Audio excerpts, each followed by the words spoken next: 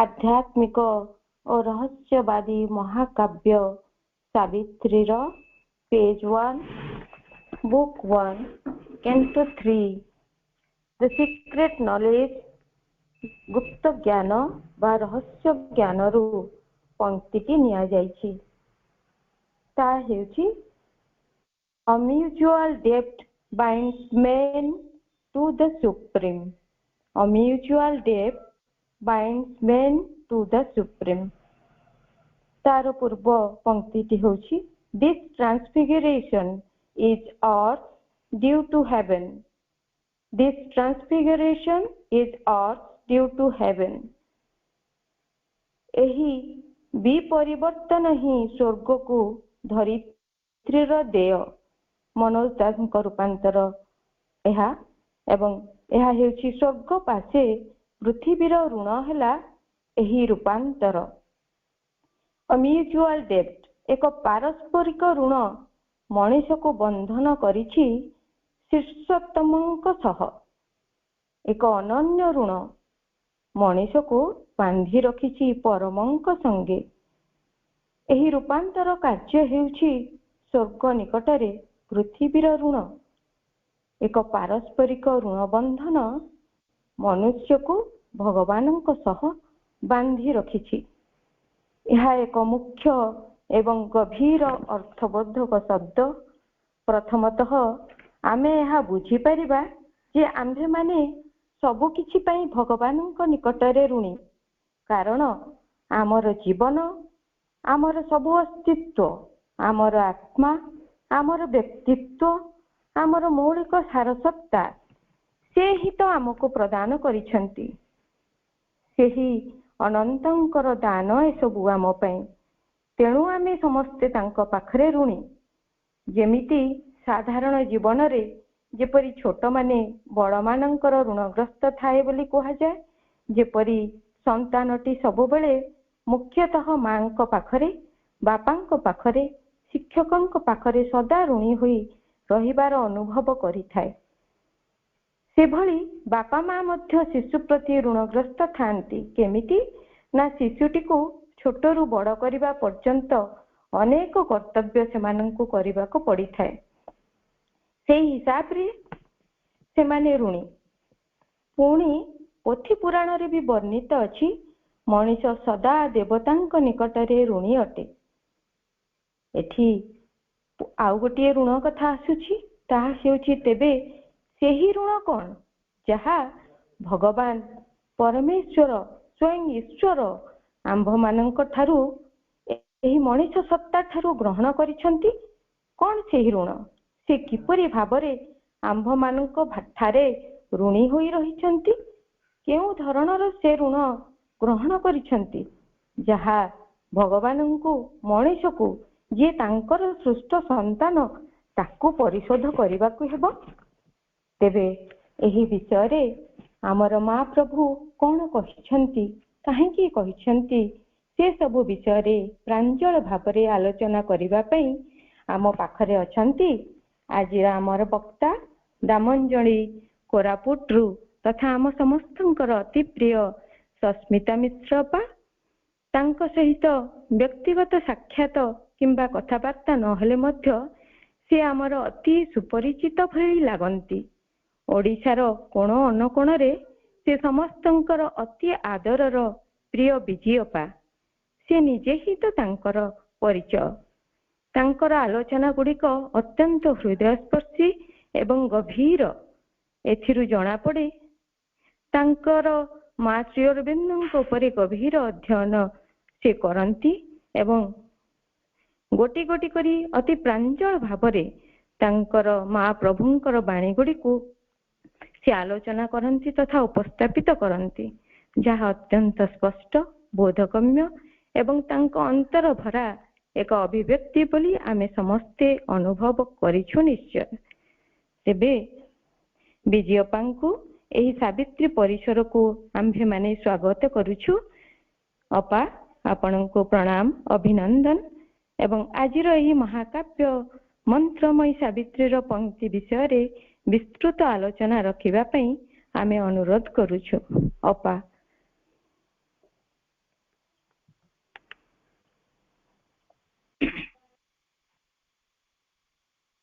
करुणामयी माँ परम प्रभु श्री अरविंदर पदारविंदरे मोर अनंत कोटि प्रणाम जनाऊछि एवं एही सावित्री आलोचना रे ऑनलाइन माध्यम रे जोग देथिबा समस्त अभिप्सु अपा भाई को मोर अंतर प्रणाम जनाऊछि।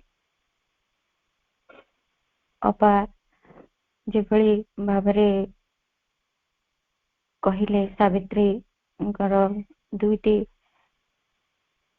धाड़ी विषय अपा भी किछि पूर्व आलोचना रखिगले जहा कि a mutual debt binds man to the supreme.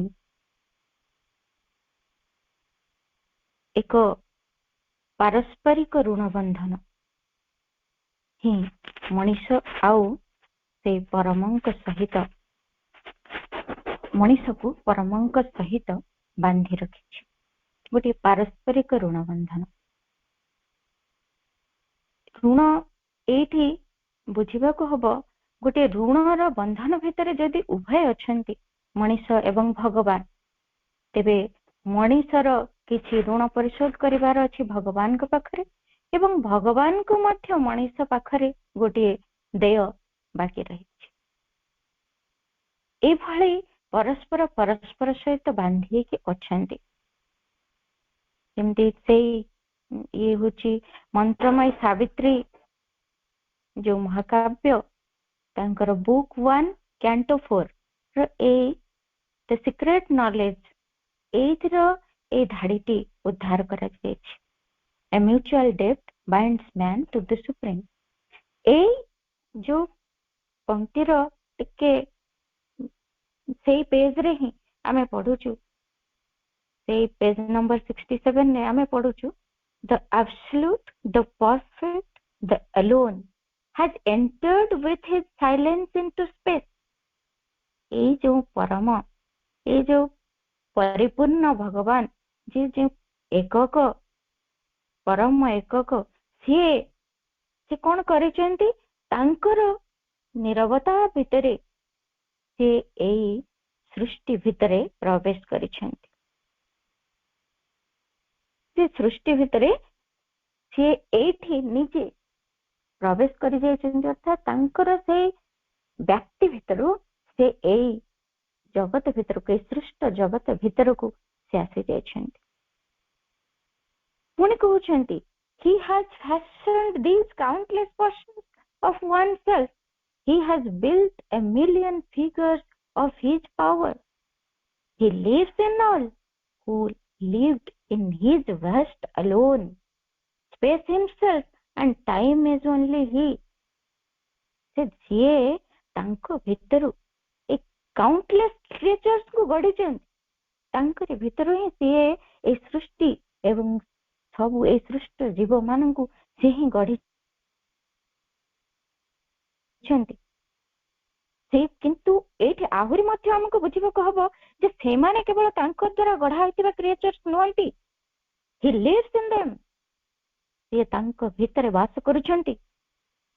जेमिति हमर कुहाइछि उपनिषद रे ताम सृष्ट्वा अनिप्रविष्ट अर्थात से ही से सृष्टि भितरे प्रवेश करिछन्ति अनुप्रवेश करिछन्ति। सावित्री रे मध्य लिखुछन्ति से सीक्रेट नॉलेज रे he is the maker and the world he made. से होचन्ति से सृष्टा एवं से होचन्ति से जगत वा सृष्टि जहा से तयारी करिछन्ति। से निजे ही सब एमिति नुहे जे सृष्टि कर दे से अलगा अछन्ति ता नुहे से ही ए सृष्टि भितरे प्रवेश करिछन्ति एवं से ही ए असंख्य रूप धारण करिछन्ति से ही ए सृष्टि को संभव करिछन्ति। एठी पुणी आहुरी मध्य कहउछन जे ए जो स्पेस कथा कहिले space himself and time is only ही।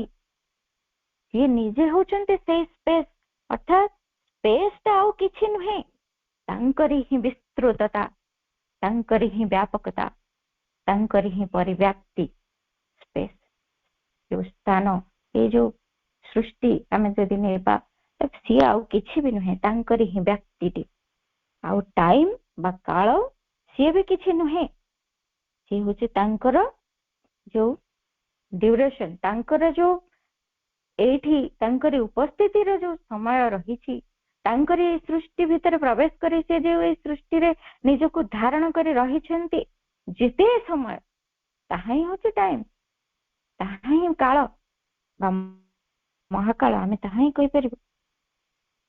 तेणु सीए ही ए सृष्टि भितर निजे प्रवेश करिसेंती, निजे ही अनेक रूप धारण करी एठी निजको से सबुरी भितर निजको रखिसेंती।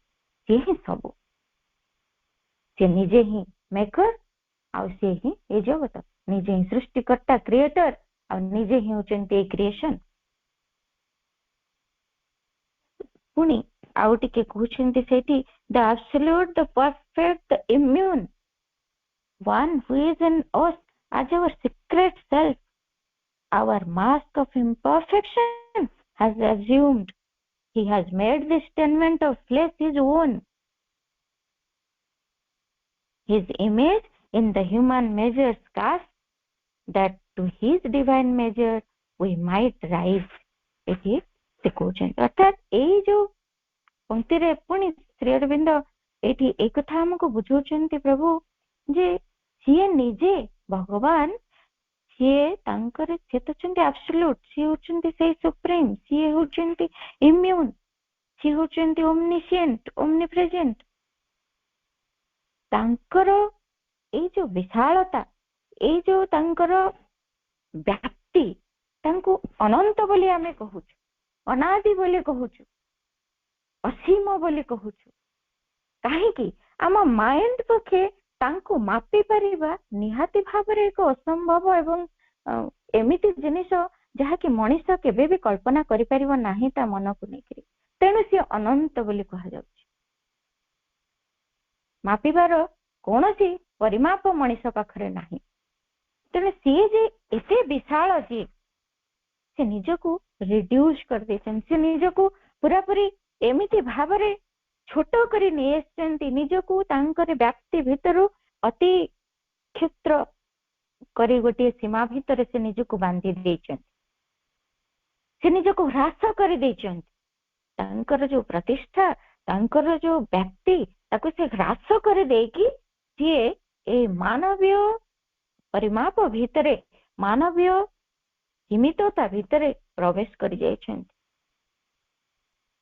तेणु एथिपाई से प्रवेश करिसेंती एई भितरे जे से जेतेबेले मानव भितरे निजको सीमित करके तार भितरे आसी पहुंचुचंती, सेथिपाई पहुंचुचंती जे एई जो ह्यूमन क्रिएचर तांकर एई जो तांक सृष्टिर अंश, सीए तांकरी उच्चता को उठी पारिबो, सी ताको उठे नेबे सेठको।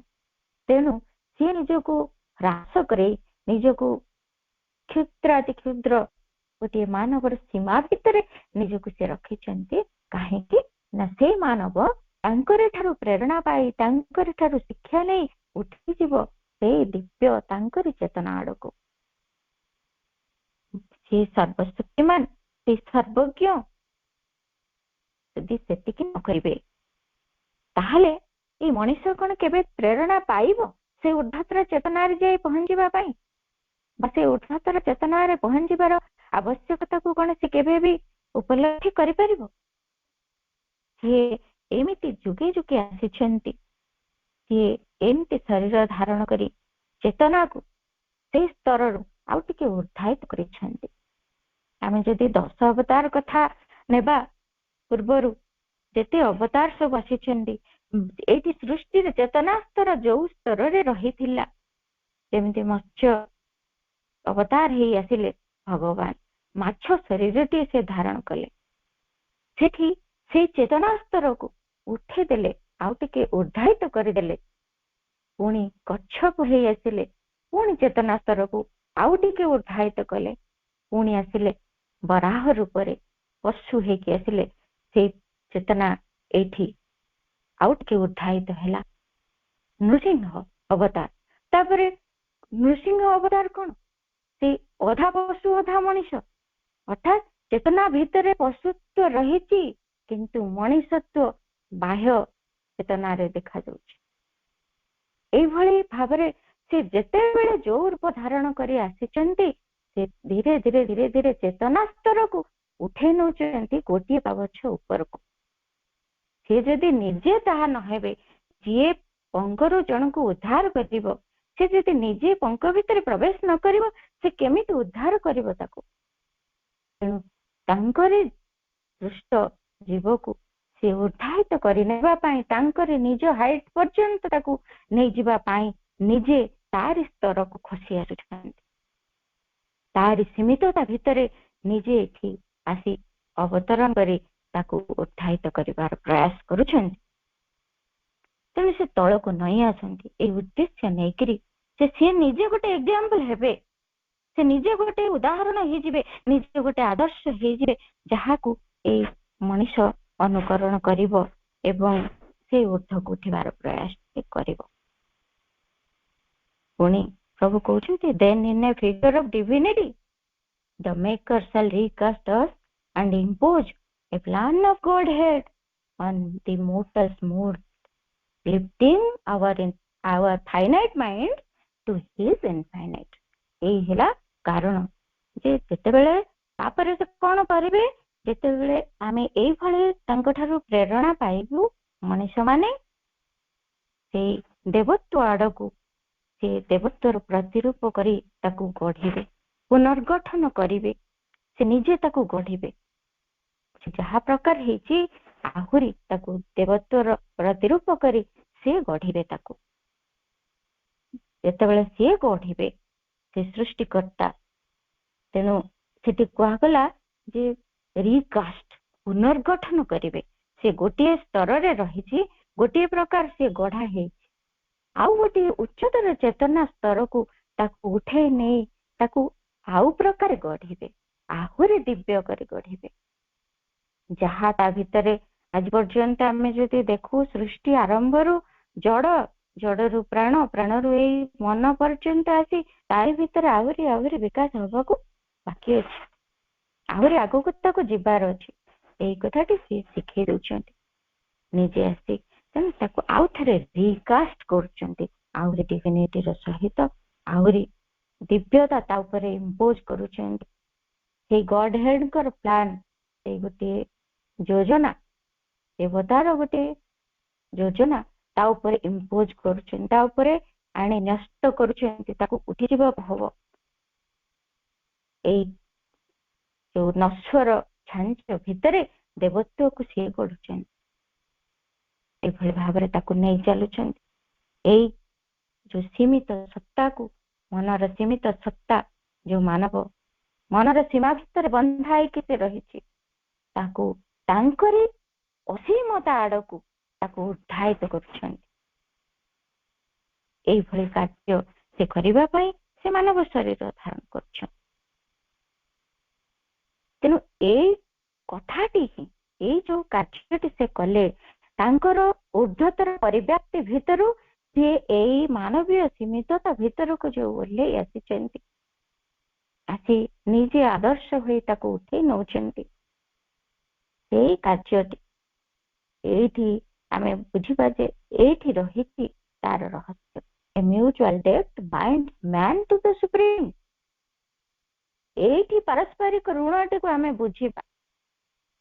ଯେତେବେଳେ ଭଗବାନ ଏଇ ୟୁନିଭର୍ସକୁ ତିଆରି କଲେ, ଜଗତକୁ ତିଆରି କଲେ, ଏଇଥିରେ ସବୁ ଜୀବମାନଙ୍କୁ ଭରି ଦେଇଛନ୍ତି, ସେତେବେଳେ ତାଙ୍କର ଭିତରେ ଏଇଠି ସିଏ ଋଣ ମଣିଷକୁ ପରିଶୋଧ କରିବେ। କଣ ନା, ମଣିଷକୁ ଏଇ ଯନ୍ତ୍ରଣାଦାୟକ ଯୋଉ ଶ୍ରମ ସଂକୁଳ ଯୋଉ ବିବର୍ତ୍ତନ, ଏଇ ଭିତରୁ ତାକୁ ଉର୍ଦ୍ଧ୍ୱକୁ ନେଇଯିବେ। ଅର୍ଥାତ୍ ଏଇ ଯୋଉ ବିବର୍ତ୍ତନର ଯୋଉ ଶ୍ରମ ସଂକୁଳ ଏବଂ ଯନ୍ତ୍ରଣାଦାୟକ ଧାରା, ସେ ପଡି ଉଠି କଷ୍ଟ ସହି ଦୁର୍ଭାଗ୍ୟ ଭିତରେ ବୁଡି ତାର ମୃତ୍ୟୁ ଭୋଗି ବିଭିନ୍ନ ଯନ୍ତ୍ରଣା ସେ ଭୋଗୁଛି, ଦୁଃଖ, ଯନ୍ତ୍ରଣା, ମୃତ୍ୟୁ, ଦୁର୍ଭାଗ୍ୟ ସବୁକୁ ଭୋଗୁଛି। ଏଇ ଯୋଉ କଷ୍ଟଦାୟକ ପରିସ୍ଥିତି ଭିତରୁ ତାକୁ ଉର୍ଦ୍ଧ୍ୱକୁ ନେଇଯିବେ, ଏ ଭିତରୁ ତାକୁ ବାହାର କରି ମୁକ୍ତ କରିବେ ଏବଂ ତାଙ୍କର ସେଇ ଦିବ୍ୟ ଅସୀମତା ଭିତରେ ତାକୁ ନେଇ ପ୍ରବେଶ କରେଇବେ।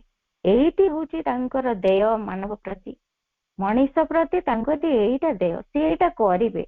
ଯେତେବେଳେ ସେ ସୃଷ୍ଟିଟିକୁ କରିଛନ୍ତି, ଏ ସୃଷ୍ଟିକୁ ଉଠେଇକି ତାଙ୍କରି ଦିଗରେ ନେବାର କାର୍ଯ୍ୟ ବି ସେ ନିଜ ଉପରେ ବହନ କରି ରହିଛନ୍ତି। ଏଇଠି ସେ ମଣିଷକୁ ସୁଝିବେ, ପରିଶୋଧ କରିବେ। ସେ ଯେତେବେଳେ ସୃଷ୍ଟିକୁ ସବୁ ଗଢିଛନ୍ତି, ଏ ସୃଷ୍ଟିରେ ସମସ୍ତେ ଜୀବମାନେ ଅଛନ୍ତି, ସେଇମାନଙ୍କୁ ସେ ଏଇଥିପାଇଁ ଆଣିଛନ୍ତି ଯେ ସେଇ ଯେତେବେଳେ ସୃଷ୍ଟି କରିଛନ୍ତି ତାରି ଭିତରେ ସେ ନିଜେ ଅଛନ୍ତି। ସିଏ ଏଇ ପ୍ରୟାସ କରୁଛନ୍ତି ପୁଣି ଥରେ ତାଙ୍କରି ଆଡକୁ ନେବେ। ଯେତେବେଳେ ସୃଷ୍ଟି ଆରମ୍ଭ କଥା ଯଦି ଆମେ ଭାବିବା, ଯେତେବେଳେ ସୃଷ୍ଟି ଆରମ୍ଭ ହେଲା ସେତେବେଳେ କେହି ନଥିଲେ, ସିଏ ଏକାକି ହିଁ ଥିଲେ। ସିଏ ହିଁ ତାଙ୍କରି ସେ ଏକ ହମ୍ ବହୁଶ୍ୟାମୀ ଯୋଉ କଥାଟି କୁହାଯାଇଛି, ସେ ନିଜେ ବହୁତ ହେବାକୁ ତାଙ୍କର ଚେଷ୍ଟା ସେ କଲେ ଏବଂ ଏ ସୃଷ୍ଟି ତାହାରି ହିଁ ପରିଣତ। ତାହେଲେ ସେ ହିଁ ସବୁର କେନ୍ଦ୍ର ଭିତରେ ରହିଲେ ଏବଂ ଏ ସୃଷ୍ଟି ଭିତରେ ସେ ନିଜକୁ ନିଜେ ଖୋଜି ଦେଲେ, ନିଜେ ଆବୃତ ହେଇକି ରହିଲେ। ପୁଣି ସେ ଲୁଚକାଳି ଖେଳିଲା ଭଳିଆ ନିଜେ ଖୋଜିକି ନିଜକୁ ବାହାର କରି ନେଇଯିବେ ପୁଣି ତାଙ୍କରି ପାଖକୁ। ଇଏ ତାଙ୍କର ଲୀଳା। ସେଇ କାର୍ଯ୍ୟଟି ହିଁ ଦେୟ ମଣିଷ ପାଖରେ ତାଙ୍କର, ତାକୁ ସେ ଉଠେଇ ନେବେ ତାଙ୍କରି ଉଚ୍ଚତା। ଏଇଠି ମଣିଷକୁ ସିଏ ପରିଶୋଧ କରିବେ। ମଣିଷ ମଧ୍ୟ ଭଗବାନଙ୍କ ପାଖରେ ଋଣୀ। କେମିତି ନା, ଯେତେବେଳେ ଭଗବାନ ତାରି ଶରୀରକୁ ବାଛିଲେ, ତାରି ଭିତରେ ରହିବା ପାଇଁ ବାଛିଛନ୍ତି, ତାକୁ ସୃଷ୍ଟି କରିକି ତାରି ଭିତରେ ନିଜେ ରହିବା ପାଇଁ ବାଛିଛନ୍ତି। ତାରି ସୀମିତତା ଭିତରେ ରହି ସେ ଅନେକ ଯନ୍ତ୍ରଣା ଭୋଗୁଛନ୍ତି। ତାରି ସୀମିତତା ଭିତରେ ରହି ସେ ନିଜକୁ କେତେ ସଂକୁଚିତ କରିଛନ୍ତି, ତାଙ୍କରି ବ୍ୟାପ୍ତି ଭିତରୁ ସେ ନିଜେ କେତେ ହ୍ରାସ ପାଇଛନ୍ତି। ଏଠି ଅନନ୍ତ, ଏଠି ଶାନ୍ତ ହେଇଛନ୍ତି। ଅସୀମ, ଏଠି ସୀମିତ ହେଇଛନ୍ତି। ଅରୂପ, ଏଠି ରୂପ ଗ୍ରହଣ କରିଛନ୍ତି। ଏଇଭଳି ଅବସ୍ଥା ଏତେ ଯୋଉ ତାରି ଭିତରେ ସେ ରହିଛନ୍ତି, ସଫର କରୁଛନ୍ତି, ସେତେବେଳେ ମଣିଷ ମଧ୍ୟ ତାଙ୍କୁ ପୂର୍ଣ୍ଣ ଭାବରେ ବିକଶିତ ହବାକୁ ସୁଯୋଗ ଦଉନାହିଁ। ତାର ମନ, ପ୍ରାଣ ଏବଂ ଶରୀର ଯୋଉ ଅନୁସାରେ କହିଛନ୍ତି ତା ଅନୁସାରେ ସେ ପରିଚାଳିତ ହଉଛି। ସେ ତାଙ୍କରି ଚଏସ ଅନୁସାରେ ସେ ନିଜକୁ ନେଇ ଚାଲୁଛି। ସିଏ ଆଉ ଏଠି ଦେଖୁନି ତା ଅନ୍ତରରେ ଥିବା ଭଗବାନ କେମିତି ଚାହୁଁଛନ୍ତି, କଣ ଚାହୁଁଛନ୍ତି, କିଭଳି ସେ ତାକୁ ଉଦ୍ଧାରିତ କରିବାକୁ ଚାହୁଁଛନ୍ତି, ସେ କଥା ସେ ବିଚାର କରୁନି। ସେ ତାଙ୍କୁ ଫ୍ରିଲି ବଢିବାକୁ ଦଉନି ଏବଂ ସିଏ ଭାବୁଛି ତା ଅନୁଯାୟୀ ଭଗବାନ ସବୁ କିଛି କରିବେ। ସେ ଚାହୁଁଛି ଯେ ମୁଁ ବରଂ ଯେମିତି ଚାହିଁବି ସେମିତି ବଞ୍ଚିବି, ତାରି ଭିତରେ ଭଗବାନ ଯେମିତି ଯାହା ଚାହୁଁଛନ୍ତି ବା କରୁଛନ୍ତି ସେ କରନ୍ତୁ। କିନ୍ତୁ ସେ ଦେଖୁନି ତାରି କନଭିନିଏନ୍ସ ଅନୁସାରେ ଭଗବାନ ହିଁ ଗ୍ରୋ କରନ୍ତୁ, କିନ୍ତୁ ସିଏ ତା ଭଗବାନଙ୍କ ଅନୁସାରେ ନିଜେ ସେ ବଞ୍ଚୁନାହିଁ। ତେଣୁ ଏଇ ମଣିଷ ଭିତରେ ଅନେକ ଅପୂର୍ଣ୍ଣତା ଭିତରେ ଦେଇକି ଭଗବାନ ନିଜେ ବିକଶିତ ହେଇ ଚାଲିଛନ୍ତି ଏବଂ ଏଇ ମଣିଷର ଚେତନାକୁ ବିକଶିତ କରୁଛନ୍ତି। ଅନେକ କଷ୍ଟ ସହୁଛନ୍ତି। ସେଇଥିପାଇଁ ହିଁ ମଣିଷ ଭଗବାନଙ୍କ ପାଖରେ ଋଣୀ, ଯେ ତାରି ଭିତରେ ରହି, ତାର ଅପୂର୍ଣ୍ଣତା ଭିତରେ ରହି, ଏତେ ତାର ସୀମିତତା ଭିତରେ ରହି ତାକୁ ସେ ଉଦ୍ଧାରିତ କରୁଛନ୍ତି ଉର୍ଦ୍ଧ୍ୱକୁ। ଏଇଥିପାଇଁ ମଣିଷ ତାଙ୍କରି ପାଖରେ ଋଣୀ। ସେ ସେଇ ଋଣଟିର ଭାରରେ ରହିଛି ଏବଂ ଭଗବାନ ବି ତାକୁ ଉଦ୍ଧାରିତ କରିବାର ଦାୟିତ୍ୱ ନେଇଛନ୍ତି। ସେଇ ଋଣଟିକୁ ସେ ପରିଶୋଧ କରୁଛନ୍ତି। ତାକୁ ସମସ୍ତ ଏ ସୃଷ୍ଟି ସିଏ କରିଛନ୍ତି ଏବଂ ଏ ସୃଷ୍ଟିକୁ ସମସ୍ତ ବିପରୀତ ପରିସ୍ଥିତି ଗୁଡିକ ଭିତରେ ଦେଇ ଉଦ୍ଧାରିତ କରି ନେଇଯିବାର ଯୋଉ ଗୁରୁ ଦାୟିତ୍ୱ ସେ ବହନ କରିଛନ୍ତି, ସେଇ ଋଣଟିକୁ ସେ ମଣିଷକୁ ପରିଶୋଧ କରିବେ। ମଣିଷ ବି ତାରି ଭିତରେ ଗଢି ଉଠିଥିବା ଭଗବାନ ଯୋଉ ଅନେକ କଷ୍ଟ ସ୍ୱୀକାର କରି ତାର ଚେତନାକୁ ଉଠେଇ ନେଉଛନ୍ତି, ତାଙ୍କରି ପାଖରେ ସେ ମଧ୍ୟ ଋଣୀ ହେଇଯାଉଛି। ଏମିତି ଭାବରେ ଦୁଇ ଜଣ ପରସ୍ପର ପ୍ରତି ଋଣୀ ହେଇଛନ୍ତି। ଏ ଯେମିତି କହିଲେ ସବୁ ଭିତରେ ସେ ଭଗବାନ ମଣିଷ ଭିତରେ ରହିଛନ୍ତି। ଏଇଠି ଆମେ ଜାଣୁ, ଆମେ ସମସ୍ତେ ଜାଣୁଛେ ଯେ ସବୁ ମଣିଷ ଭିତରେ ସେଇ ଭଗବାନ ଅଛନ୍ତି। କେବଳ ଯେ ମଣିଷ ଭିତରେ ଅଛନ୍ତି ତାହା ନୁହେଁ। ଆମେ ଯେମିତି ପ୍ରଥମରୁ ସେ ଯେତେକ ସୃଷ୍ଟ ଜୀବ ସମସ୍ତଙ୍କ ଭିତରେ ସେ ଅନୁପ୍ରବିଷ୍ଟ ହେଇଛନ୍ତି। ସିଏ ନଥିଲେ କାହାର ଅସ୍ତିତ୍ୱ ହିଁ ନାହିଁ। କିନ୍ତୁ ସିଏ ଯେ ଅଛନ୍ତି ମଣିଷର ଭିତରେ, ତାଙ୍କରି ପାଖରେ ମଣିଷ ଋଣିତ। ତେଣୁ ସେ ଯୋଉ ଭିତରେ ତାର ଅଛନ୍ତି, ସିଏ କହୁଛନ୍ତି ଯେ ଭିଜନ ଆଣ୍ଡ ଦ ବୁନ୍ ରେ ଯେମିତି କହୁଛନ୍ତି ବୁକ୍ 3 Canto 4 ରେ, but veiled is the divine inhabitant। ସେଇ ଯୋଉ ରହିଛନ୍ତି ଭଗବାନ, ଯୋଉ ଡିଭାଇନ ଇନହାବିଟାଣ୍ଟ ରହିଛନ୍ତି ମଣିଷ ଭିତରେ, ସେ ଭେଲ୍ଡ ହେଇକି ଅଛନ୍ତି। ଯେମିତି ମଣିଷର ମନ ପ୍ରାଣ ଶରୀରର ସମସ୍ତ ଆବରଣ ଭିତରେ ସେ ଅଛନ୍ତି ଏବଂ ଏଇ ଆବରଣ ଦ୍ୱାରା ମଣିଷ ଯାହା ଚିନ୍ତା କରୁଛି ସେମିତି ଜୀବନଟି ବଞ୍ଚୁଛି। ତାଙ୍କ ପାଇଁ ଏଠି ସେ କୌଣସି ଫ୍ରିଡମ ଦଉନି। କିଏ କହୁଛି ଅନ୍ତରାତ୍ମାଙ୍କର ସ୍ୱରକୁ କେତେ ଜଣ ଏଠି ସୃଷ୍ଟିରେ ଶୁଣି ସେଇ ଅନୁସାରେ ଜୀବନ ବଞ୍ଚୁଛନ୍ତି? କେତୋଟି ମଣିଷ? ଖୁବ କମ, ହାତ ଗଣତି ଭିତରେ ବାହାରିବେ। ତେଣୁ ଏଇ ଯୋଉ ଡିଭାଇନ ଇନହାବିଟାଣ୍ଟ ସେ ରହିଛନ୍ତି, ସିଏ ସବୁବେଳେ ଅନେକ ଅପୂର୍ଣ୍ଣତା ଭିତରେ, ମଣିଷର ଅପୂର୍ଣ୍ଣତା ଭିତରେ ସିଏ ତାକୁ ଟାଣି ନଉଛନ୍ତି। ପୁଣି ଆହୁରି ମଧ୍ୟ କହୁଛନ୍ତି spirit entangled in the forms it made. ଏଇ ସ୍ପିରିଟ ଯୋଉ ଫର୍ମ ସେ ତିଆରି କରିଛନ୍ତି, ଯୋଉ ରୂପ ଗୁଡିକ ସେ ଦେଇଛନ୍ତି, ତିଆରି କରିଛନ୍ତି, ତାରି ଭିତରେ ସେ ଏଣ୍ଟାଙ୍ଗଲ୍ଡ ହେଇଯାଇଛନ୍ତି। ସେ ତା ଭିତରେ ବନ୍ଦୀ ହେଲା ଭଳି ରହିଛନ୍ତି। ସେ ଏଇଭଳି ଭାବରେ ସମସ୍ତଙ୍କ ଭିତରେ ଅଛନ୍ତି। ସବୁ ବସ୍ତୁ ଭିତରେ, ସବୁ ପ୍ରାଣୀ ମାନଙ୍କ ଭିତରେ, ଉଦ୍ଭିଦ ଭିତରେ, ମଣିଷ ଭିତରେ, ସବୁ ଭିତରେ ସେ ସେଇ ଫର୍ମ ଗୁଡିକ ଭିତରେ ସିଏ ହିଁ ରହିଛନ୍ତି। ମୂଳ ସତ୍ୟଟି ହଉଛନ୍ତି ସିଏ। ତାଙ୍କୁ କେନ୍ଦ୍ର କରି ଏ ସତ୍ତା ଗୁଡିକ ରୂପ ଗ୍ରହଣ କରିଛନ୍ତି, ସେ ହିଁ ରୂପ ଦେଇଛନ୍ତି। ତେଣୁ ତାଙ୍କରି ଭିତରେ ସେ ରହି ତାକୁ ଆଗେଇ ନଉଛନ୍ତି। ତାଙ୍କରି ଋଣ ସେ ପରିଶୋଧ କରୁଛନ୍ତି। ତେଣୁ ବାନ୍ଧି ହେଇଛନ୍ତି ମଣିଷ ସାଙ୍ଗରେ।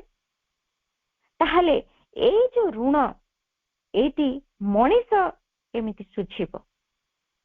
ମଣିଷ କେମିତି ସୁଝିବ ଏଇ ଋଣଟି? ଏଇ ଯୋଉ ଦେୟଟି ବାକି ରହିଲା ଭଗବାନଙ୍କ ଠାରେ, ତାର ଭଗବାନ ତ ତାଙ୍କ ଋଣକୁ ସୁଝୁଛନ୍ତି। ଏତେ ସବୁ ଅପୂର୍ଣ୍ଣତା ସତ୍ତ୍ୱେ ଆମେ କେତେ ଯେ ଭୁଲ ନ କରୁଛୁ, ଆମେ କେତେ ଯେ ଏମିତି କଥା ନ କରୁଛୁ ଯୋଉଗୁଡିକ ଆମ ଭିତରେ ଥିବା ଭଗବାନଙ୍କର ବିପରୀତ କଥା, ଯୋଉଗୁଡିକ ଆମ ଭିତରେ ଥିବା ଭଗବାନ ଚାହୁଁନାହାନ୍ତି। କେତେ କେତେ କଥା କରି ଯାଉଛୁ ପ୍ରତିଟି ମୁହୂର୍ତ୍ତରେ। ଉଦାହରଣ ନେଲେ ଆମେ ଦେଖିବା, ପ୍ରତି ମୁହୂର୍ତ୍ତରେ ଆମେ କେତେ ମିଛ କଥା କହିଦେଉଛୁ, କେତେ କଣ କହିଦଉଛୁ ଯୋଉଗୁଡିକ ନ କହିବା କଥା, କେତେ କାମ କରି ଯାଉଛୁ ଯୋଉଗୁଡାକ ଜାଣୁ ଏଗୁଡିକ ଭୁଲ, ଏଗୁଡିକ ଆମକୁ କରିବାକୁ ଦରକାର ନାହିଁ, ଏଗୁଡିକ ଭଗବାନ ପସନ୍ଦ କରିବେନି ବା ମା ପସନ୍ଦ କରିବେନି। କେତେ କଥା ଆମେ ଦିନ ଯାକ ଭିତରେ କରୁଛୁ। ଏତେ ସବୁ ସତ୍ତ୍ୱେ, ଆମର ଏତେ ଅପୂର୍ଣ୍ଣତା, ଏତେ ଭୁଲ ଭ୍ରାନ୍ତି ସତ୍ତ୍ୱେ ସେ ଆମକୁ ନେଇ ଚାଲିଛନ୍ତି। ସେ ଋଣ ସୁଝୁଛନ୍ତି। ଆମକୁ ନେଇ ସେଇ ଦିବ୍ୟ ଚେତନାରେ ସେ ପହଞ୍ଚେଇବେ। ଆମକୁ ସେ ତାଙ୍କରି ନିଜ ସ୍ୱରୂପ କରି ଗଢି ତୋଳିବେ, ତାଙ୍କରି ପ୍ରତିରୂପ କରି ଗଢି ତୋଳିବେ। ସେ କାର୍ଯ୍ୟ ସେ କରି ଚାଲିଛନ୍ତି। ତେଣୁ ମଣିଷ କେମିତି ସୁଝିବ? ଏଠି କହୁଛନ୍ତି his nature we must put on as he puts ours. We are sons of God and must be even as he। ତେଣୁ ଆମକୁ କଣ କରିବାକୁ ହବ? ତାଙ୍କରି ପ୍ରକୃତି କୁ ଧାରଣ କରିବାକୁ ହବ। ଯେମିତି ସିଏ ଆମରି ପ୍ରକୃତିକୁ ଧାରଣ କରି ଆମରି ଭିତରେ ଋଣଟିକୁ ସୁଝୁଛନ୍ତି, ଆମକୁ ମଧ୍ୟ ତାଙ୍କରି ପ୍ରକୃତିକୁ ଧାରଣ କରିବାକୁ, ତାଙ୍କରି ସ୍ୱଭାବକୁ ଧାରଣ କରିବାକୁ ହବ। ତାଙ୍କରି ସେଇ ଦିବ୍ୟ ସ୍ୱଭାବ ଆମ ଭିତରେ ପ୍ରସ୍ଫୁଟିତ ହେବା ଦରକାର।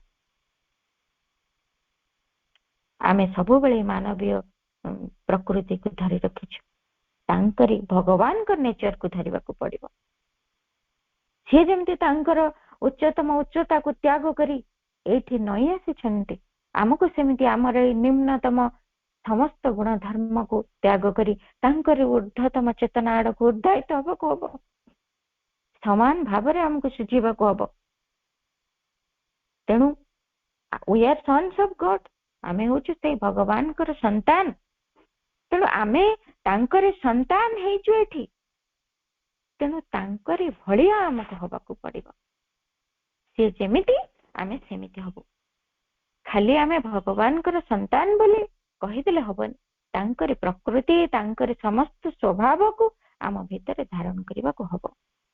आमर जो दैनंदिन जीवन जो निम्नता, जो चेतनार जो निम्नता, ताकू आमको चिन्ही से गुड़े को आमको परित्याग करबा को हबो। आम भीतर जो दिव्य चेतना से धारण करी रही छंती, से चेतनाटी आम जीवन रे फुटे आनिबा को हबो।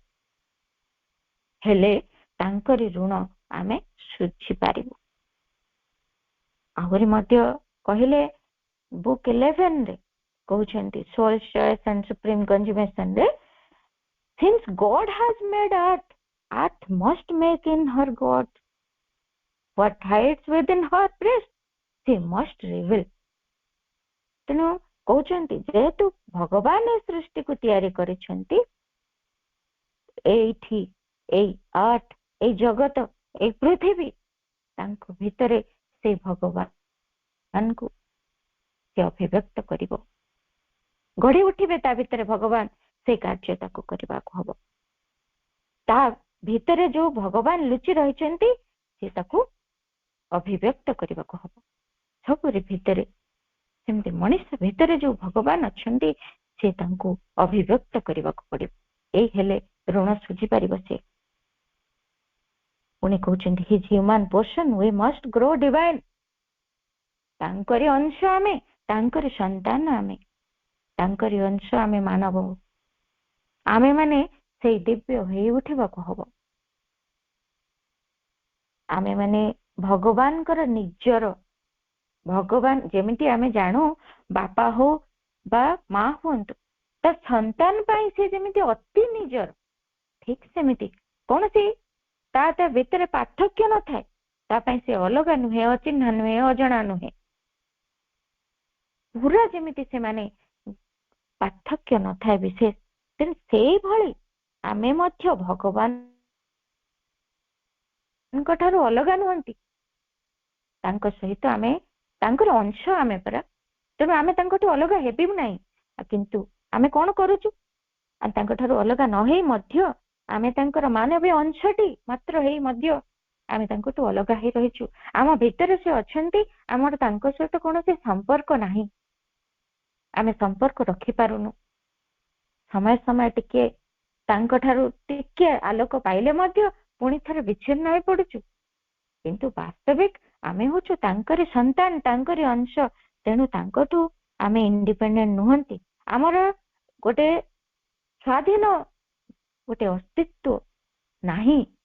सी नाहंती तो आमे भी नहु, तांको बिना आमर गोटे स्वाधीन अस्तित्व ही नाही। आमे तांको सहित एभली भाबरे रहिछु। तेणु जो छोटिया अंशटी आमे तांकर से डिवाइन हेचु, आमे तांकर जो अंशटी मानव अंशटी आमे छोटिया अंशटी तांकर तांकर संतानटी पूरा आमे से हेचु। जो छोटिया अंशटी पूरा पूरी विस्तृत से दिव्य बृहत हेजिवो। एई हेले तांको ऋण परिशोध हेबो। ताहले केमिति एई जो ऋणटी परिशोध हबो, आमे जानिले मनुष्य केमिति ऋणी, से कोन करिवो, एइति जे डिवाइन हेजिवो। से डिवाइन हेई गले त ऋणटा परिशोध हबो। ताहले से डिवाइन हबो केमिति, एई कथा भी कहउछन्ति। Our life is a paradox with God for the key. एई जो हमर जीवन ये होची एमिति गोटे विरोधाभास, जे कि सेई चाबिकाठीटी होची तार सेई गॉड, सेई भगवान होचन्ति तार चाबिकाठी।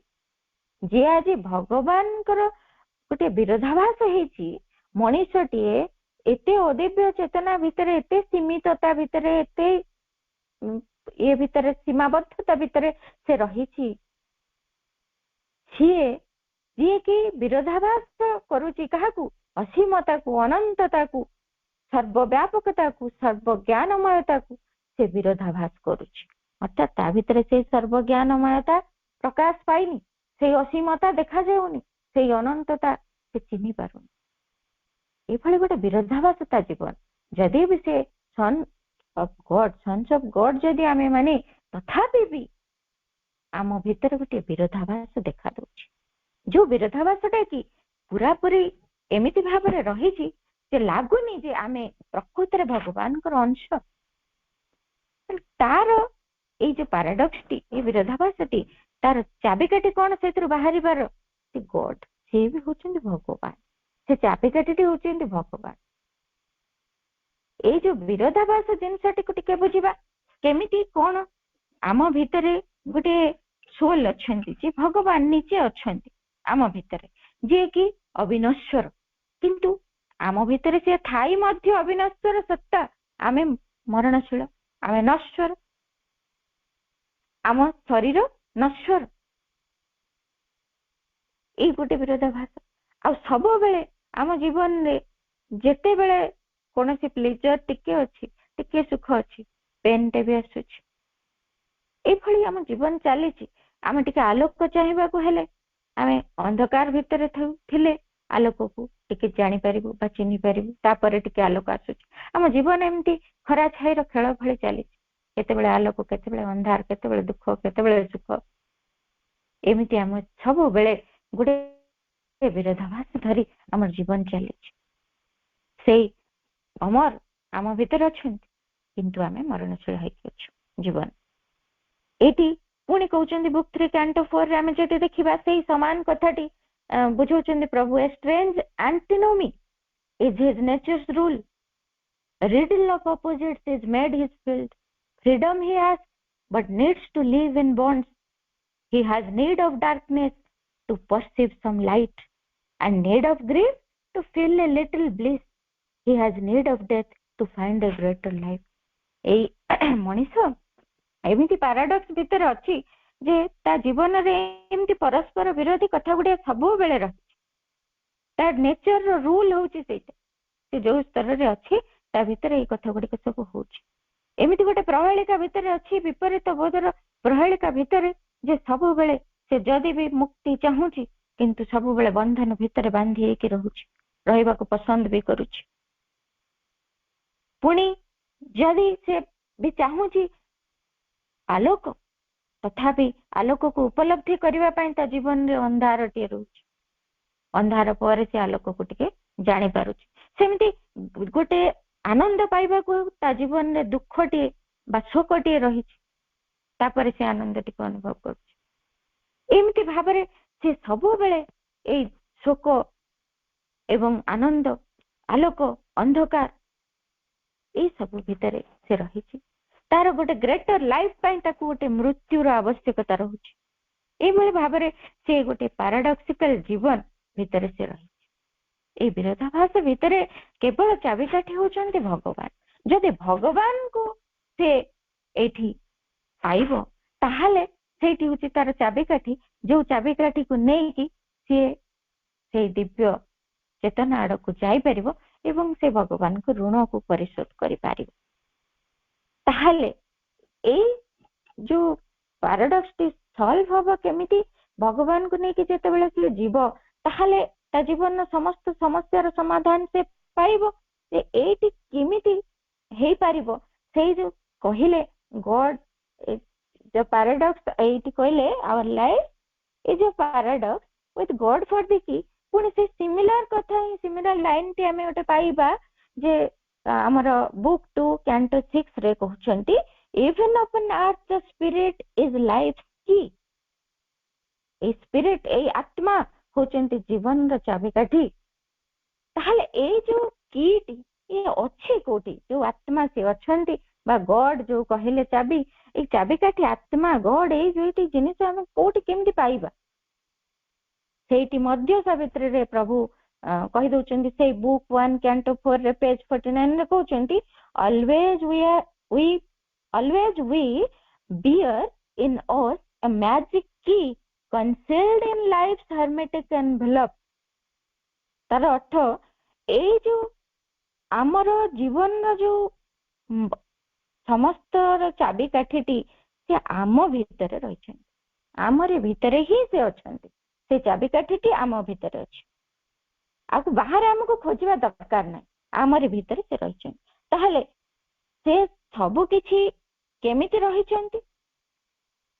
ଏଇ ଚାବିକାଠି ଆମ ଭିତରେ ଅଛନ୍ତି, ଆମେ ଖୋଜିବା ତାଙ୍କୁ କେମିତି, ପାଇବା କେମିତି, ଏବଂ ସେ ଦ୍ୱାରା ଆମ ଋଣଟି ପରିଶୋଧ କରିବା କେମିତି? ଯଦି ଆମେ ସେଇ ଚାବିକାଠିଟିକୁ ଖୋଜିବା ପାଇଁ ଚେଷ୍ଟା କରିବୁ, ଆମ ଭିତରେ ଥିବା ସେ ଆତ୍ମାଙ୍କୁ ଆବିଷ୍କାର ପାଇଁ ଆମେ ଯଦି ଆମର ପ୍ରୟାସ କରିବୁ, ତାହେଲେ ନିଶ୍ଚୟ ତାଙ୍କୁ ଆମେ ଖୋଜି ପାଇବୁ।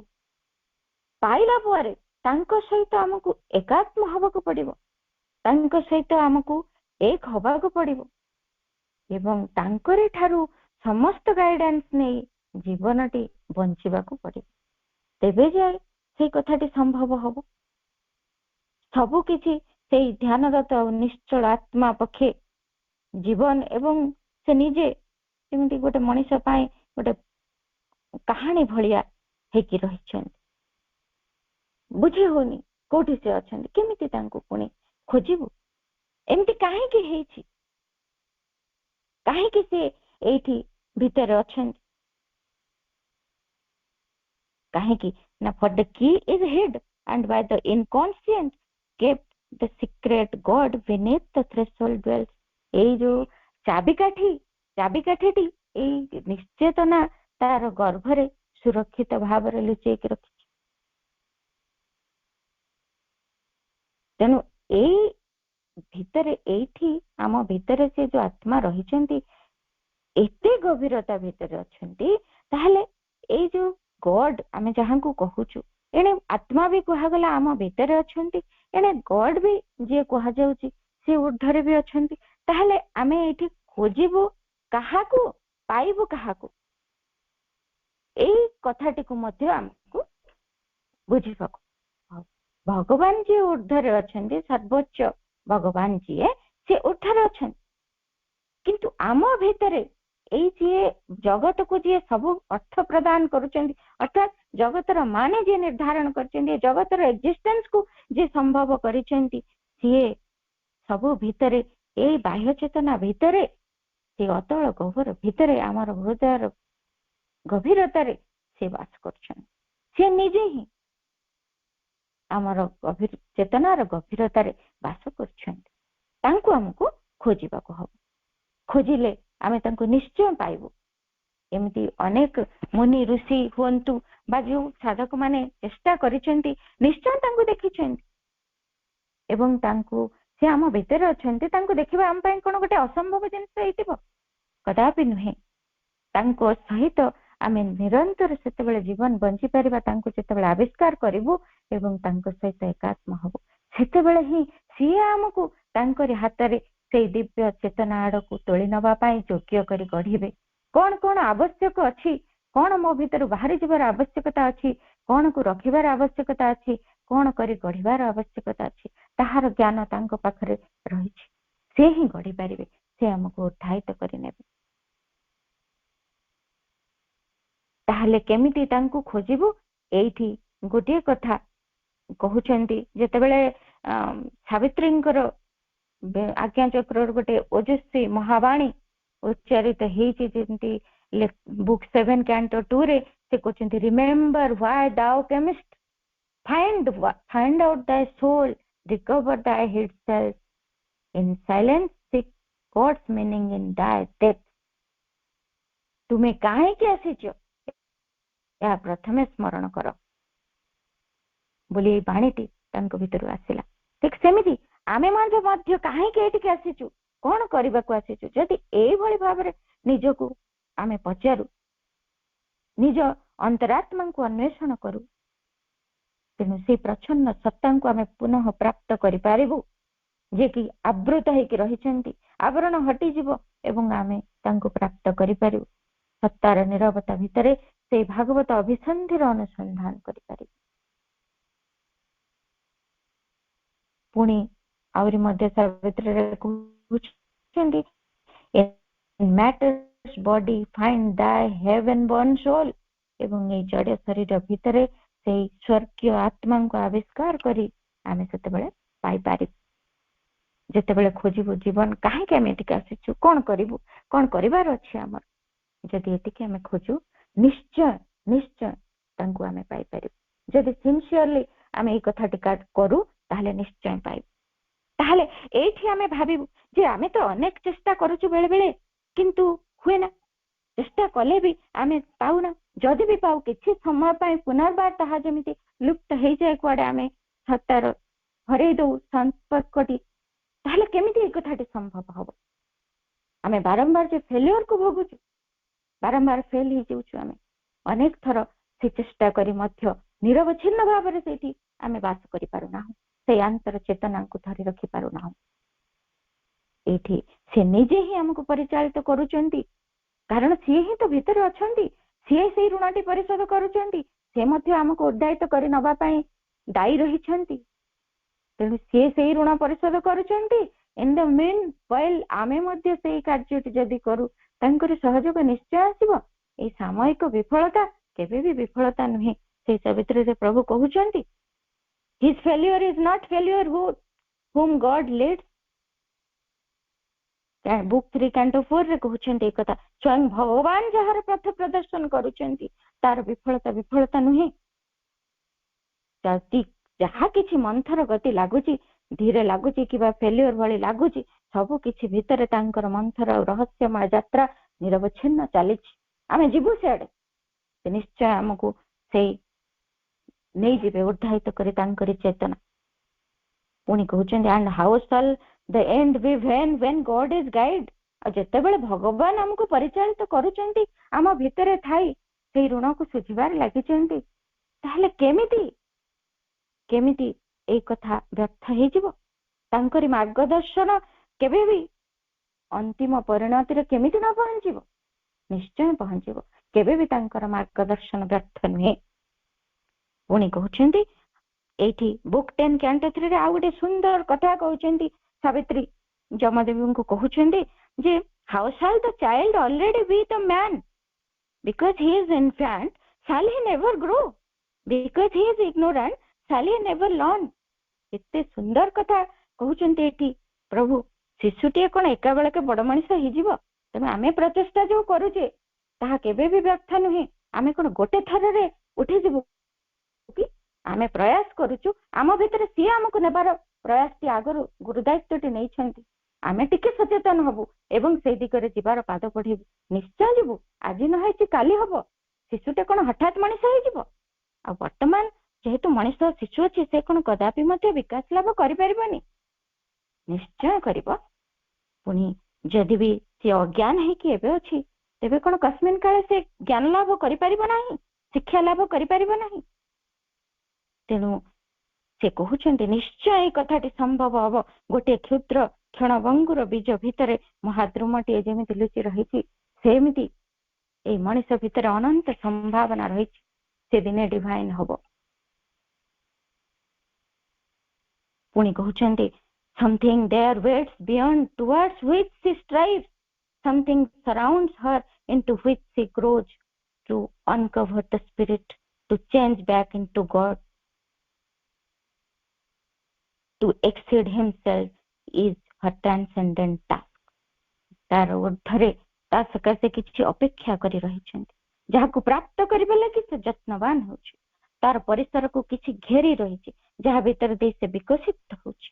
चिन्मय पुरुषों को अनावृत करिबा, दिव्य रूपांतर लाभ करिबा एवं ता निजको से अतिक्रम करि जिबा, ए होछि विश्व प्रकृतिर विश्वत्व व्रत। तेणु निश्चय मनिष ए विश्व प्रकृति भितर रहिछि ओइ सत्ताटी, से स्वयं से दिव्यंकर अंश, से दिव्यंकर संतान, से निश्चय से ऋण को दिने परिशोध करिबो। सी ताकु नहीं से ऋण परिशोध करबा पई पहुंचै देबे स्वयं भगवान जार दिशारी, से निश्चय निश्चय दिने से दिव्यत्व को प्राप्त हबो। एवं ए जो म्यूचुअल डेप्थ भितर दुई जण बांधी के रही चंती, परस्पर परस्पर ऋण को परिशोध करी शेषरे से भगवान होई उठबो। ए समग्र सृष्टि से दिव्य भागवत चेतना ये समग्र सृष्टि रे व्याप्त हे जीवो। ए मनिष सेतबेले भगवान हे जीवो, ए पृथ्वी स्वर्ग हे जीवो।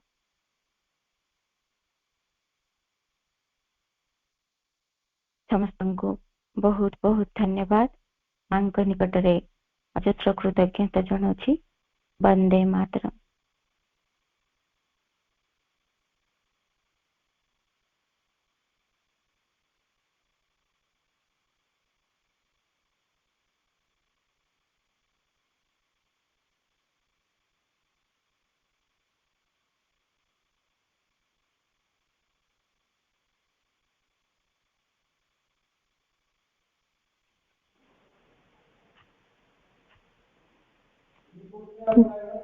ମୁହୂର୍ତ୍ତ ସ୍ପର୍ଶ ପାଇବ ଶାଶ୍ୱତର, ସ୍ୱର୍ଗ ପାଶେ ପୃଥିବୀର ଋଣ ହେଲା ଏହି ରୂପାନ୍ତର। ଏକ ପାରସ୍ପରିକ ଋଣ ମଣିଷକୁ ବନ୍ଧନ କରିଛି ପରମଙ୍କ ସଙ୍ଗେ। ଆମେ କରିବୁ ତାଙ୍କ ପ୍ରକୃତି ଗ୍ରହଣ, ସେ ଯେମିତି କରିଛନ୍ତି ଆମର। ଆମେ ଈଶ୍ୱରଙ୍କ ସନ୍ତାନ ଏବଂ ନିଶ୍ଚୟ ହେବୁ ତାଙ୍କରି ସମାନ। ତାଙ୍କ ମାନୁଷୀ ଅଂଶ ଆମେ ନିଶ୍ଚୟ ହୋଇ ଉଠିବୁ ଭଗବାନ। ଆମ ଜୀବନ ଏକ କୂଟାଭାସ, ଏକ ପ୍ରହେଳିକା, ଏକ ବିରୋଧାଭାସ, ଯାହାର କୁଞ୍ଚିକା ହେଉଛନ୍ତି ଭଗବାନ। ଅନେକ ଅନେକ ଧନ୍ୟବାଦ, କୃତଜ୍ଞତା ଆପା ଆପଣଙ୍କୁ ଏବଂ ମା ପ୍ରଭୁଙ୍କ ପାଖରେ ଅନେକ ଅନେକ କୃତଜ୍ଞତା ଜ୍ଞାପନ କରୁଛୁ। ଏହି ମହାକାବ୍ୟଟି ଆଧ୍ୟାତ୍ମିକ ଜ୍ଞାନ ଓ ଅନୁଭୂତିର ଏକ ଗନ୍ତାଘର। ଏହାର ପ୍ରତ୍ୟେକ ପଂକ୍ତିରେ ମନ୍ତ୍ରୀୟ ଶକ୍ତି ନିହିତ ହୋଇ ରହିଛି। ବାସ୍ତବରେ ଶ୍ରୀ ଅରବିନ୍ଦଙ୍କର ସାବିତ୍ରୀ ମହାକାବ୍ୟର ବ୍ୟାଖ୍ୟା ଏବଂ ଆଲୋଚନାର ପରିସର ଅନନ୍ତ। ଧରାରେ ସ୍ୱର୍ଗ ରାଜ୍ୟର ସ୍ଥାପନା ହେବ ଏବଂ ମାନବ ଜାତି ଦିବ୍ୟ ଗୁଣ ଓ ଚରିତ୍ରର ଅଧିକାରୀ ହୋଇପାରିବ। ଏହା ହିଁ ମହାପୁରୁଷ ଶ୍ରୀ ଅରବିନ୍ଦଙ୍କର ଭବିଷ୍ୟତ ବାଣୀ, ଦିବ୍ୟ ଦୃଷ୍ଟି ଓ ଦୃଢ ବିଶ୍ୱାସ। ଶ୍ରୀ ଅରବିନ୍ଦ ହେଉଛନ୍ତି ଏ ଯୁଗର ମହାକବି, ବେଦବ୍ୟାସ, ମହାଯୋଗୀ। ଅନନ୍ତ ସେ, ଅନନ୍ତ ତାଙ୍କର ଗୁଣାବଳୀ। ସେଇ ରକ୍ତ କମଳ ଶେଷ ଅବତାରଙ୍କ ଚରଣ କମଳ ତଳେ ଆମେ ସମସ୍ତେ ଅଶେଷ କୃତଜ୍ଞତା ଓ କୋଟି ପ୍ରଣାମ ଜ୍ଞାପନ କରି ଆସନ୍ତା କାଲିର ଅପେକ୍ଷାରେ ରହିବା। ସମସ୍ତଙ୍କୁ ଅନେକ ଅନେକ ଧନ୍ୟବାଦ, କୃତଜ୍ଞତା, ବନ୍ଦେ ମାତରମ୍।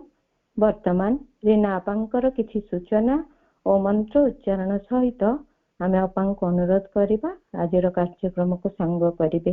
ଅପା।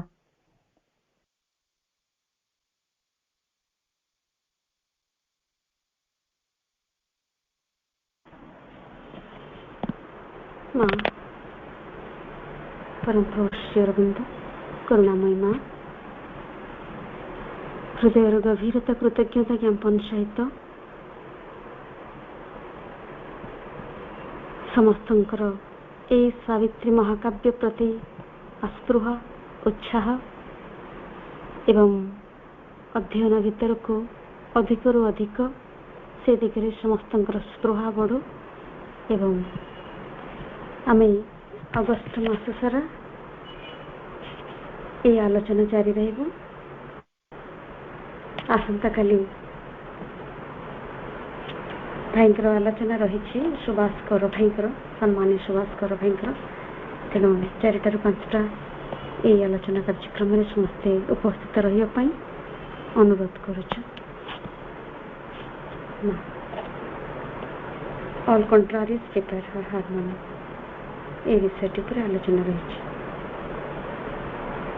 सस्मिता आपा मंत्र उच्चारण करके कार्यक्रम को साथ करेंगे अनुरोध करुछु।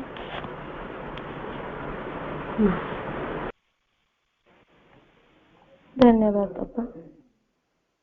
ओम नमो भगवते श्री अरविन्दाय। ओम नमो भगवते श्री अरविन्दाय। ओम नमो भगवते श्री अरविन्दाय। ओम नमो भगवते